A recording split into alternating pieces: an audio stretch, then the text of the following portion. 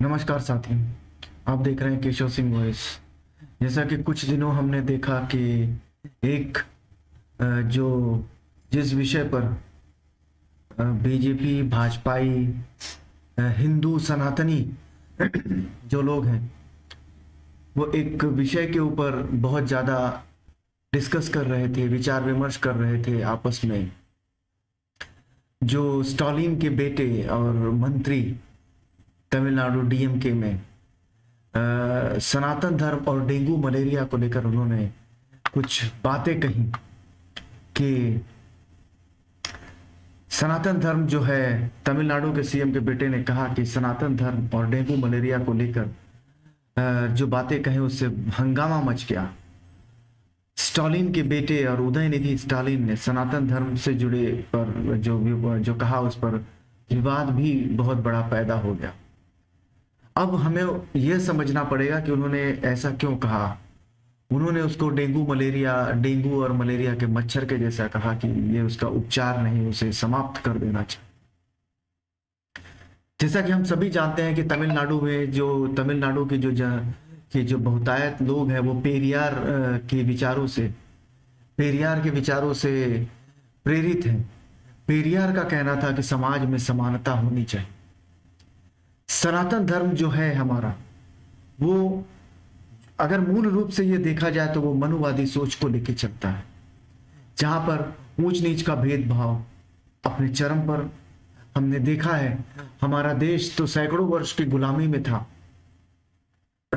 लेकिन हमने ये भी देखा है, सुना है, पढ़ा भी है कि हम यही देश हजारों वर्ष हिंदुओं को ही गुलाम बना के रखा था, जिसमें वो जाति के लोग थे, जो छोटे तबके के लोग थे, जिन्हें कहा जाता है, जिन्हें तथाकथित ठाकुर और ब्राह्मण वादी जो कहा जाता है, उस समाज में जहां पर वो समाज जो फलता फूलता था, पनपता था, वहीं पर इन समाज को बहुत ही हेय दृष्टि से, नीचे की दृष्टि से देखा जाता था। जो इनका बयान जो है, मेरी समझ में उसी संदर्भ में था कि अगर कुछ करना है तो सनातन धर्म की सफाई बहुत जरूरी है। अगर देश को, समाज को अगर आगे बढ़ना है तो जब तक सनातन धर्म को नहीं समाप्त किया जाएगा, तो सनातन धर्म से मतलब उस सोच को है, उस मनुवादी सोच से है।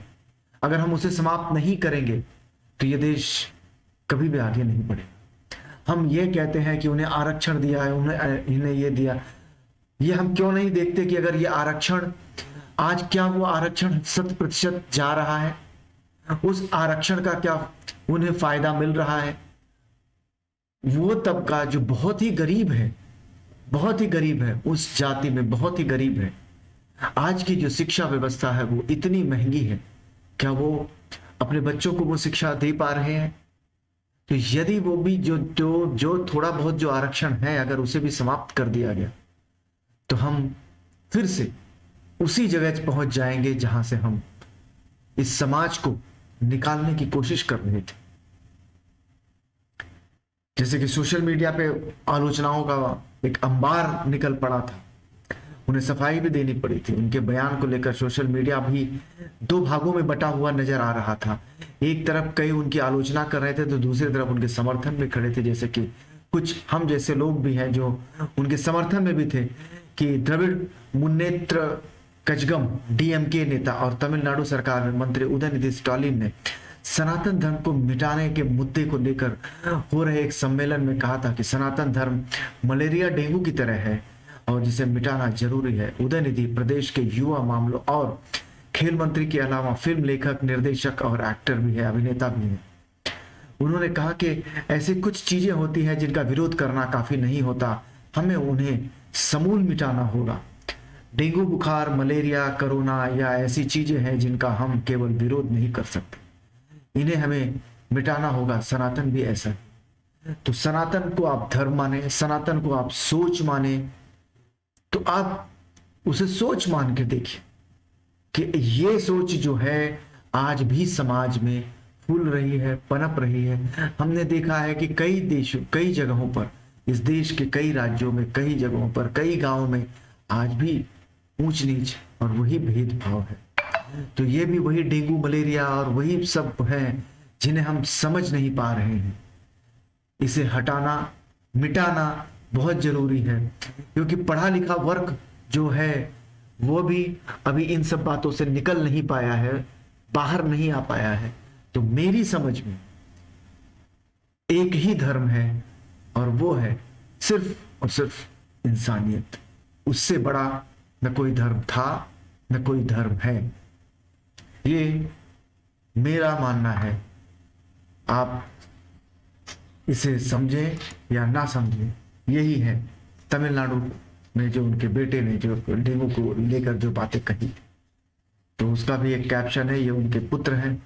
तो ये जो है वो पेरियार के विचारों से प्रेरित है।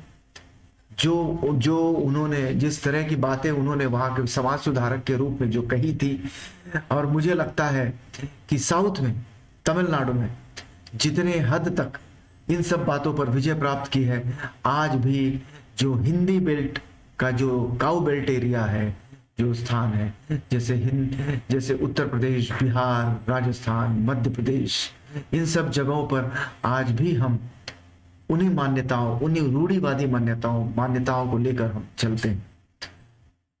तो धन्यवाद। आप इस जो बातें कही हैं, आप उसमें ना उलझें। आप अपने उन मुद्दों पर ही पड़े रहें, अड़िग रहें कि जो मुद्दे जिनसे हर किसी का सरोकार है, फिर चाहे वो किसी भी जाति का हो, किसी भी धर्म का हो, कहीं का भी हो, सभी का सरोकार है। आप उन्हीं मुद्दों पर अड़े रहें, क्योंकि पॉलिटिकल पार्टीज जो है, राजनीतिक जो पार्टियां हैं, जो राजनीतिक दल जो हैं, वो इन्हीं सब मुद्दों में उलझा कर आपसे आपका वोट ले लेती हैं, फिर 5 साल राज करती हैं, फिर किसी नए मुद्दे की तलाश में वो निकल पड़ते हैं और हम उसी में खो जाते हैं। धन्यवाद।